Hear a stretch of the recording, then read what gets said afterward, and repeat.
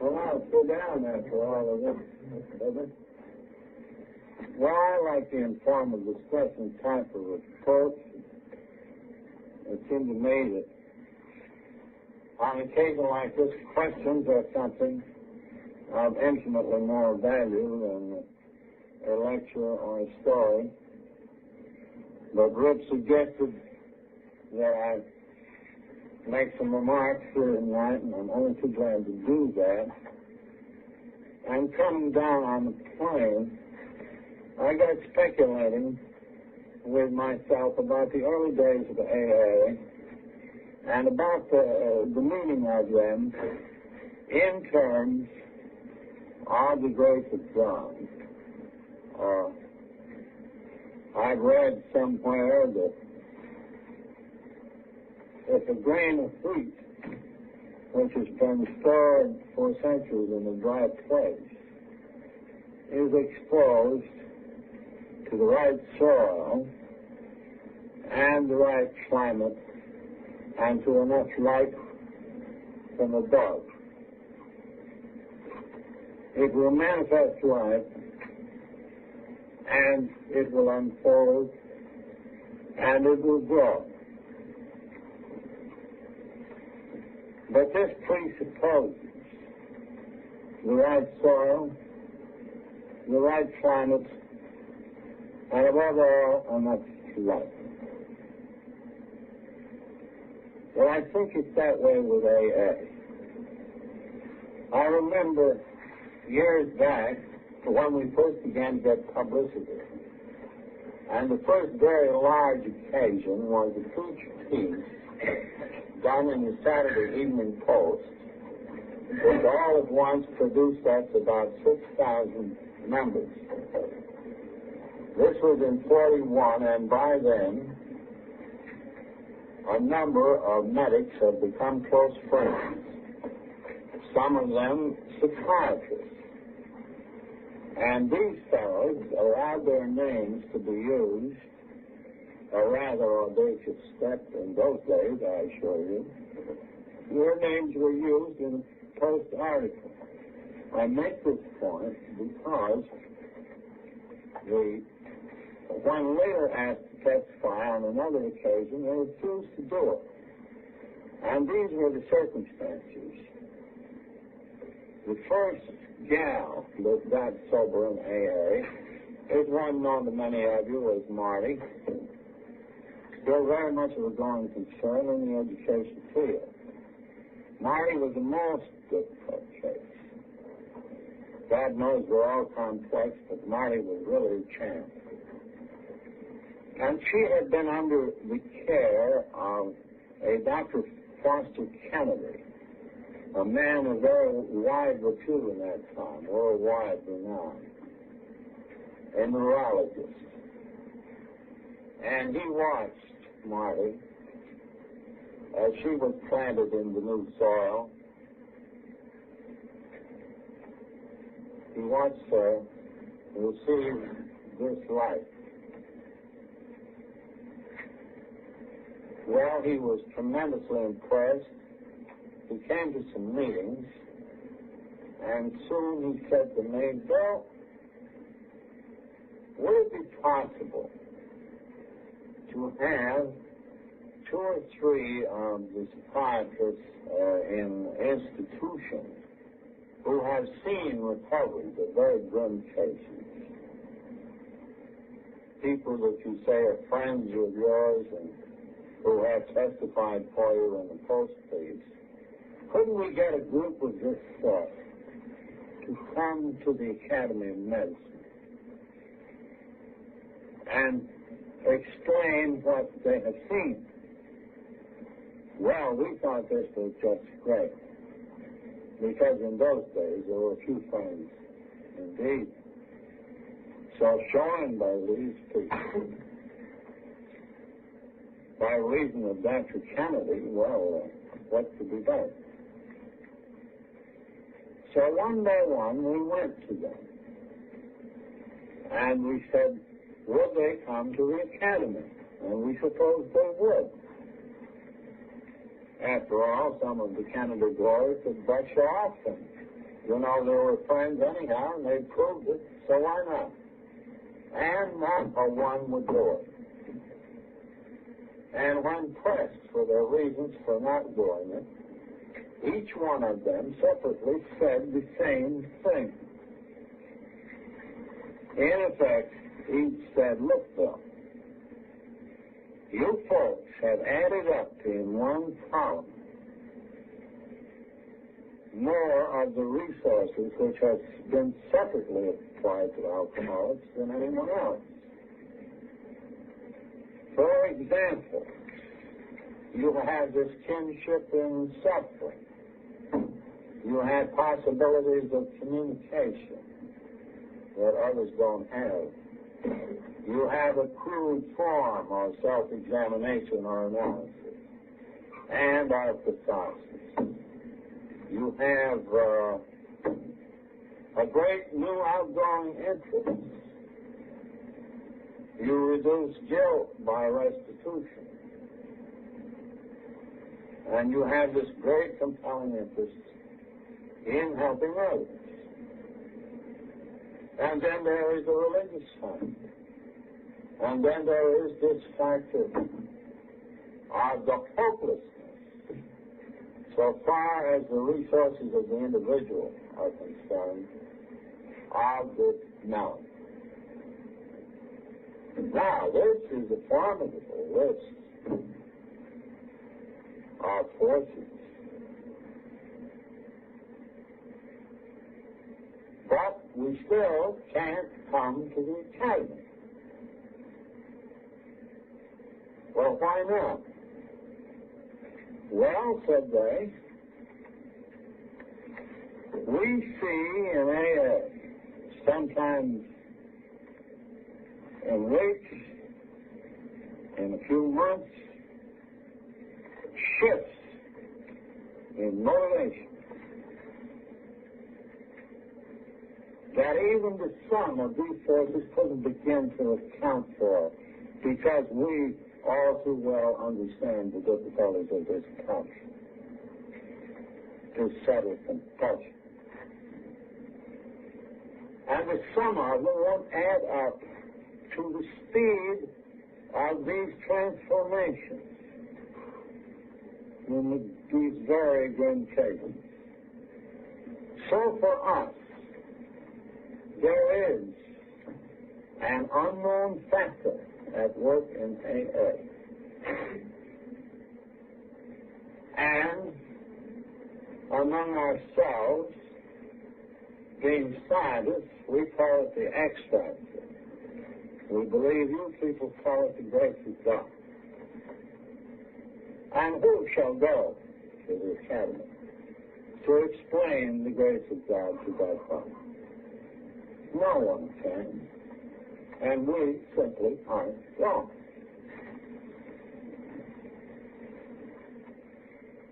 So, I think it is just as futile as ever for any of us to presume to explain this matter of grace around which our entire galaxy of principles and activities gathers and clusters. We can't do that, but we can examine this matter of the soul and this matter of climate and this matter of illumination, which for some reason or other we have made ourselves ready.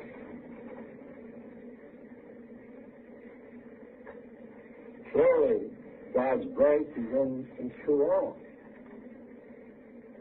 So it might be said, why haven't alcoholics sobered many times more often through grace than they have? It's available. Why hasn't religion been more successful, numerically at least? Why hasn't medicine been more successful? How is it that laymen seem to be doing this thing. So I would like to tell a story depicting, at least as it seems to me, what the soil is, what the climate is, and what the life is. These things of which we have been placed in such treasured possession. There is no doubt that in an ordinary sense of time, A began in the office of a psychiatrist. And we might be mindful of this when we criticize people in this profession. Of course, for most of us, the origin is 2,000 years old. For some of us, perhaps older. But I'm speaking of the situation in an immediate sense. How was it precipitated, this thing? This, too, is a matter of conjecture. But here's how it seems to me. There was a certain businessman of great attainment. He's cut down by the ground. He runs the gamut of treatments in this country. And this would be in the year about 1932, when he was just about at the end of his tether. So he went abroad and became a patient of Dr. Carl Jung. And as all of you know, Jung was one of the founding fathers of the art, I prefer that instead of science, of psychiatry. And Jung, Adler, Freud were the three founding fathers. But of these, only Jung seemed to think that man is something more than $2 worth of chemicals, a bundle of instincts, and an uncertain intellect. Jung said,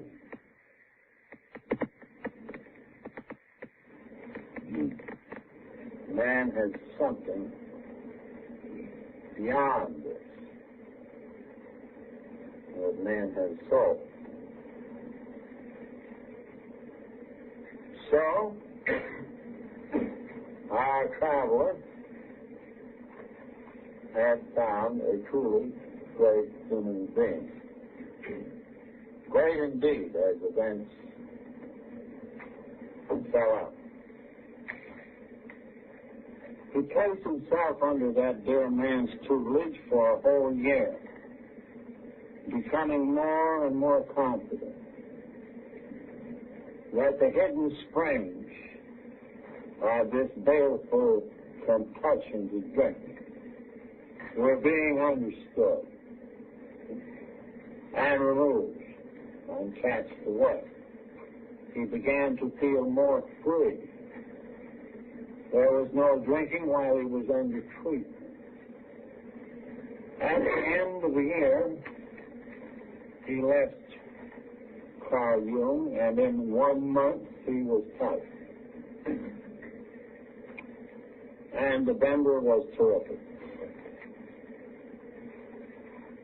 So, in infinite despair, he came back to Carl Jung and said, "Is there anything now for me? You were my court of last resort."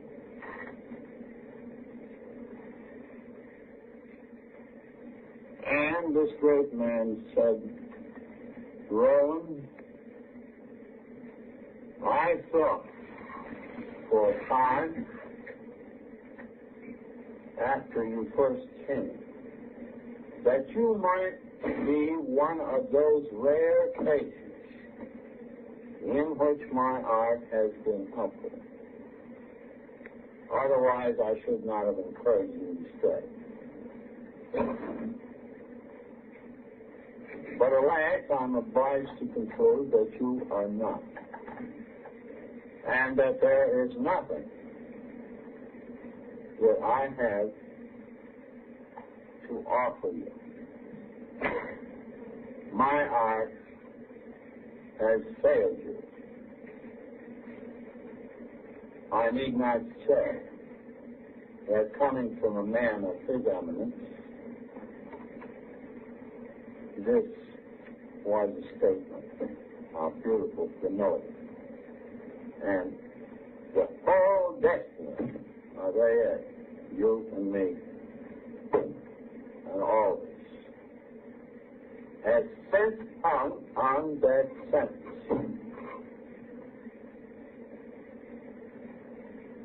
So then has it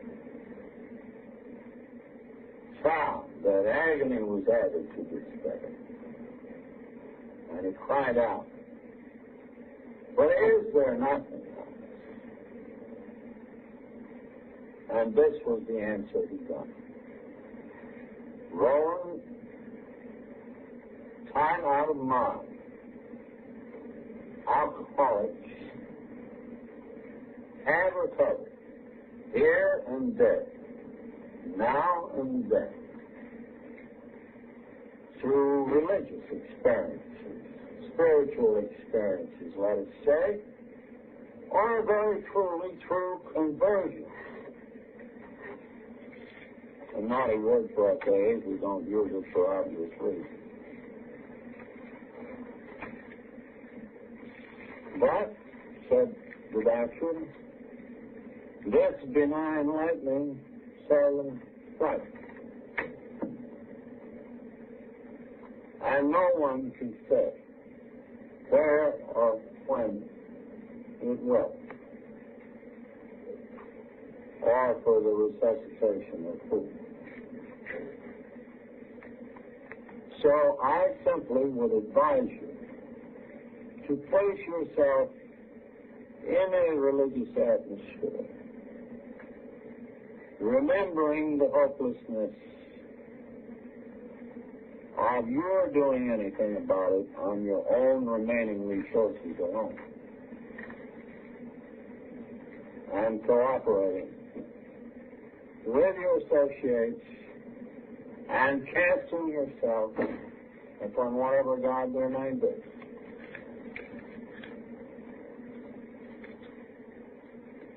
So Roland aligned himself with the Oxford groups of that time, a rather evangelical movement, rather aggressive, very easy it is to criticize. It was non-denominational, however, and it used simple common denominators of religion, simple moral principles. It called upon its members to admit that they could not solve the life problem on their own. It called upon them for self-examination. It called upon them for restitution. It called upon them for a kind of giving in the Franciscan manner, the kind of giving that demands no return in money, power, prestige, and the like. The losing of oneself in the lives of others. Such was the nature of the crowd with which he became associated. Unaccountably to him, the obsession to drink left. And for some years, he had no more trouble. At the time in the groups, there were a few alcoholics sober. There's one now at Ann Arbor that goes back to that time. An old friend who never became an AA. sobered up in the election group. So Roland returned to America, and the groups here in those days were headed by an Episcopal clergyman called Sam Shoemaker.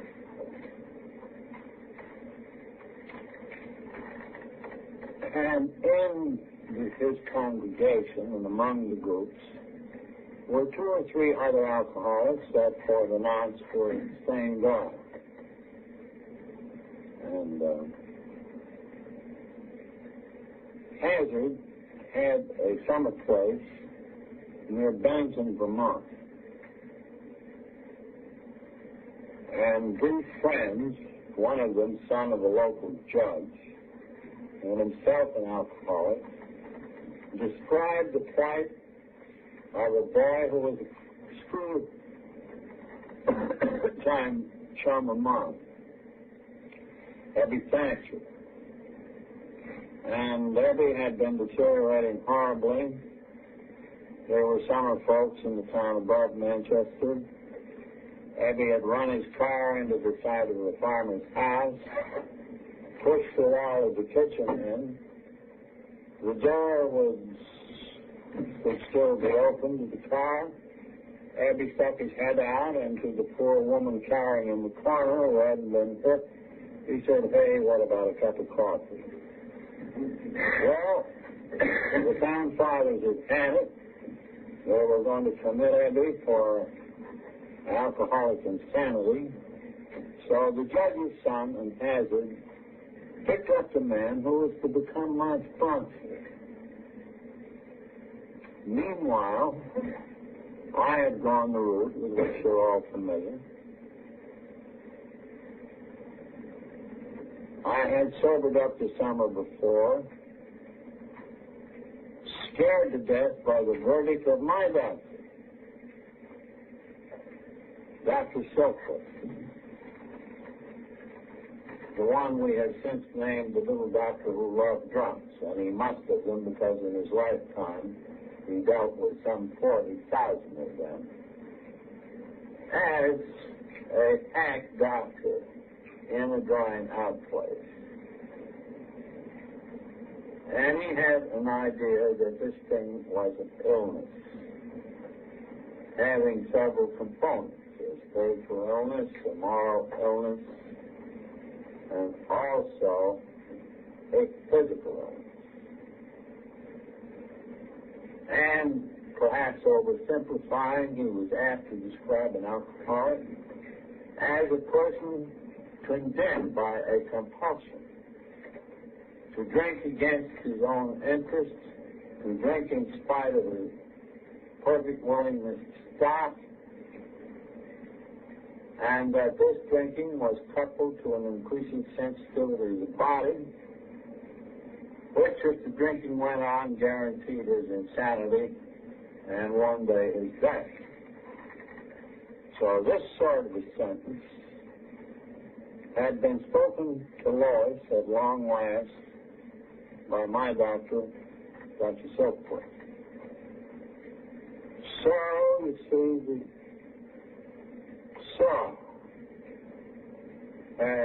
was under preparation.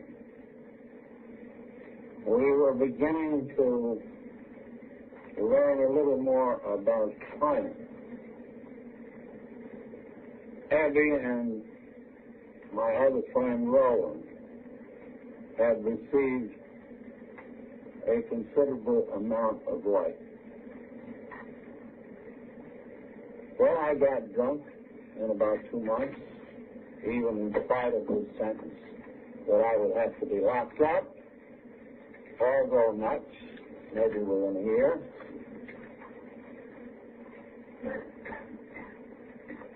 And then my friend Ebby, who had been brought to New York from Vermont, who had unaccountably sobered up for the time being in the active group, came to visit me, but I too was in great despair. Despair is a primary ingredient, indeed, of this sort. In the medical jargon, we might call it deflation of death. Some deflation, huh? So Eddie came to see me. And he pitched at me this list of moral, you might say, cliches. Nothing so new about that. I was in favor of honesty. I was in favor of helping other people. I was in favor of practically everything he had to say, except one thing. I was not in favor of God. For I had received one of these magnificent modern schooling, scientific schooling, that assured that by a series of stages, picking up implements from somewhere, as they went along, I could be traced back to a single piece of ooze in prehistoric seas. And this was my faith. And science was my God. So along comes Abby.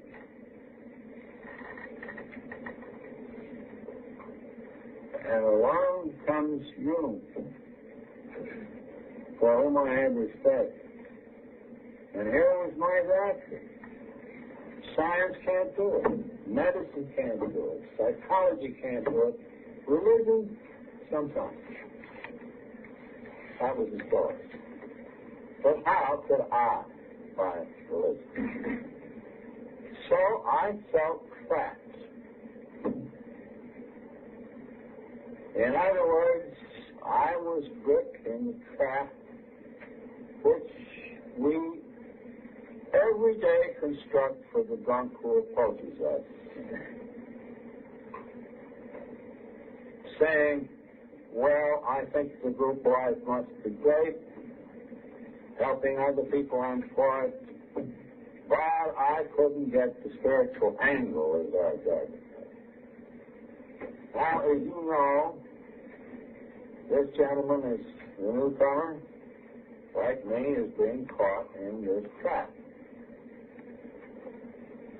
When you and I talk to another alcoholic, and we identify ourselves as having been denizens of this strange world, and having emerged, and we describe this malady in the terms of our God science, and that God pronounces the sense of hopelessness on us, the sentence. We are deflated at best. And then we learn that now we have accepted our personal hopelessness. There still isn't any hope because we cannot go to the God business. And this was the awful dilemma into which I was cast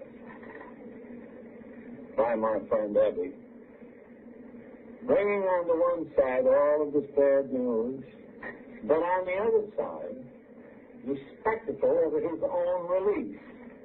And that was the word he used. He didn't say he was on the waterway.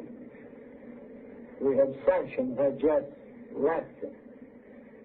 As soon as he became willing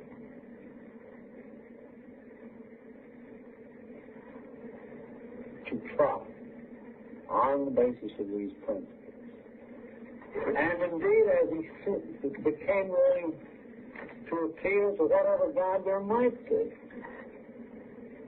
And this was reducing the theological requirements an awful lot. Well, I went on drinking about 3 weeks, and in no waking hour could I forget the face of my friend as textful release as I looked out through a haze of gin into his face as he pitched this synthesis at me. A conversion experience is not for me. I'm an obstinate Vermonter. Besides, I can't fight. People say to me, have faith. And I believe I'd have faith if I could have it, but I can't. But anyhow, I'll go and get dried up. So I went to the hunt. I must have had a little optimism because I came in with a bag of beer. I tried to share it on the subway up. I was waving a bottle. The little Dr. Silkworth came out, and I yelled at him, this time, Doc, I got it. He said, I'm afraid you had, Bill. You better get upstairs and go to bed. And he looked very sad. For he loved me. So I went upstairs and went to bed. I was there well ahead of the DTs. So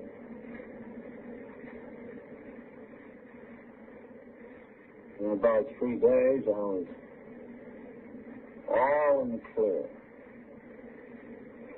But the more sober I got, the more awful the despair, the depression.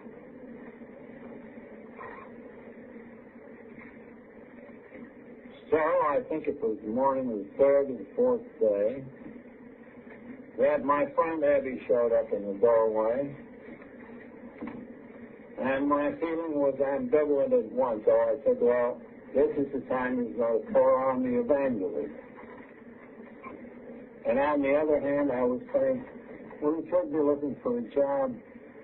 Why is he up here at 11 o'clock in the morning to see me? He does practice what he preaches. So, Abby knew my prejudices.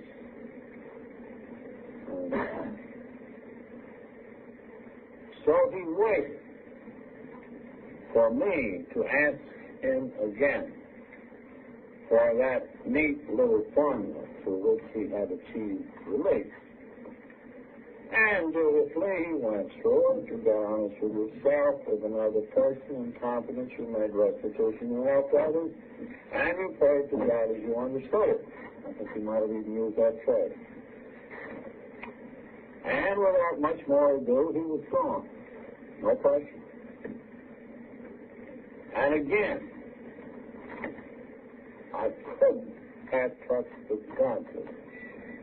And again, the despair deepened until the last of this frightful absence momentarily was apparently crushed off. And then, like a child crying out in the dark, I said, if there is a Father, if there is a God, will he show himself? And the place lit up in a great glare of wondrous white light. And then I began to have images in the mind's eye, so to speak. And one came in which I seemed to see myself standing on a mountain. And a great clean wind was blowing. And this blowing at first went around, and then it seemed to go through. And then the ecstasy redoubled, and I found myself exclaiming, I am a free man. So this is the God of the preacher. And little by little the ecstasy subsided, and I found myself in a new world of consciousness.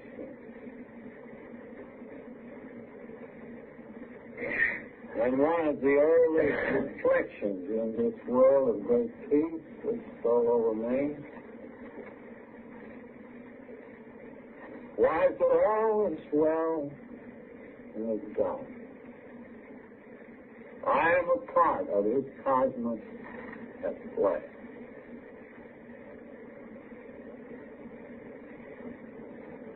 Even evil in his hands can be transmitted into good. So I have been betrayed at death by a fellow sufferer who used the scientific verdict to deflate me, who used his ability to communicate me through our kinship of common suffering, and who made the example of a person who practiced perfect faith. So then, to me, here indeed was the source.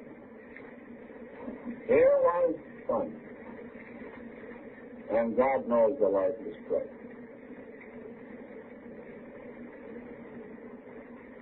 Now, I venture this assertion with confidence of AA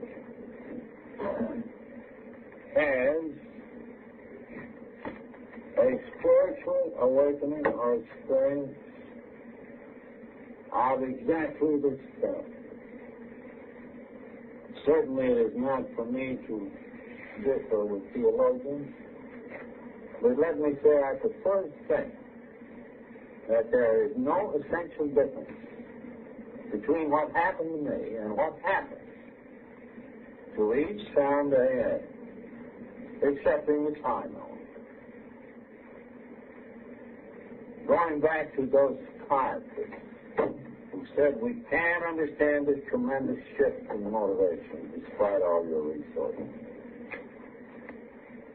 Well, in my case, the shift, but the fruits have been the same. And one of the most terrible compulsions and obsessions known has been expelled from us almost wholesale through this happy synthesis of medicine, religion, and our own experience in suffering, in recovery, and sharing the grace of this one with the next. So far, there's my speech.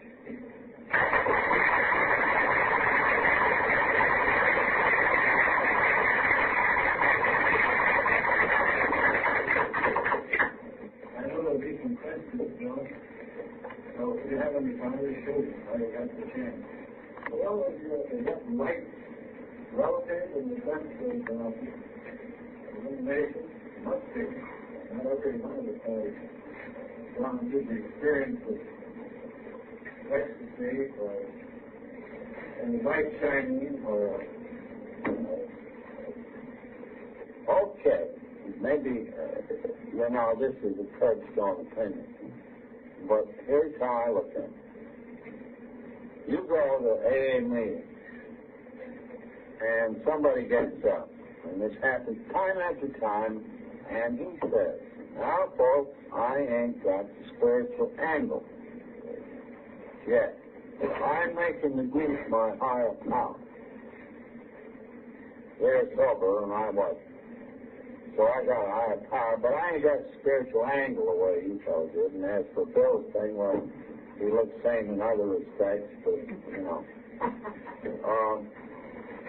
now, this guy will get up there and tell a story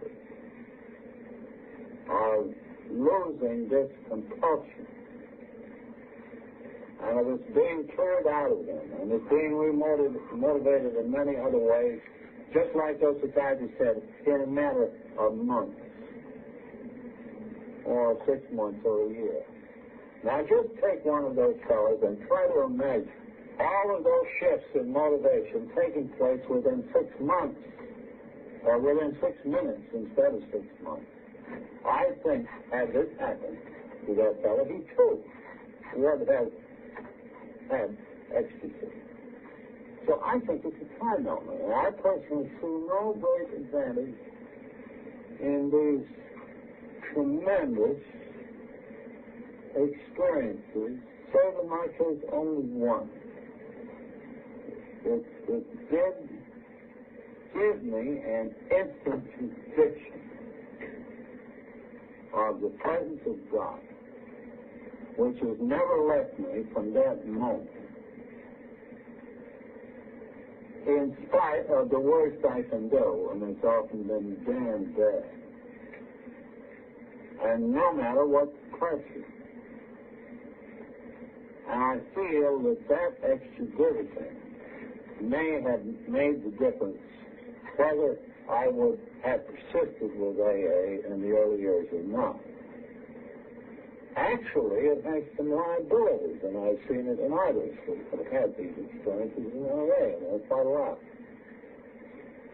And this is a tendency, and I think you theologues give us some excuse for it, too, beginning to think that because we have these tremendous illuminations, that we are something special.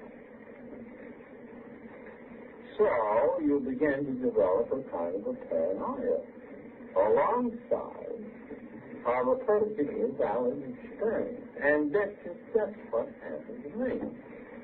I damn near botched up the whole world by coming out of this, working furiously with guns, and before anybody had been sobered up, I got so far off base as to loudly declare one time to an audience by no means spellbound that I was going to sober up all the goddamn drunks in the world. Now that is still paranoia, if you will. So, don't long for the illumination. I think you have to have the experience that's appropriate. Well, I'm not longing for it. Well, some people do, you know. Oh, my God, if I could only have one like Bill. Now, actually, this may be said very sincerely because this may be a guy slipping around. But he may be slipping around on account of the fact that he's a little skitsy and needs someone to invite him and be free. So now we're put on Hawkins.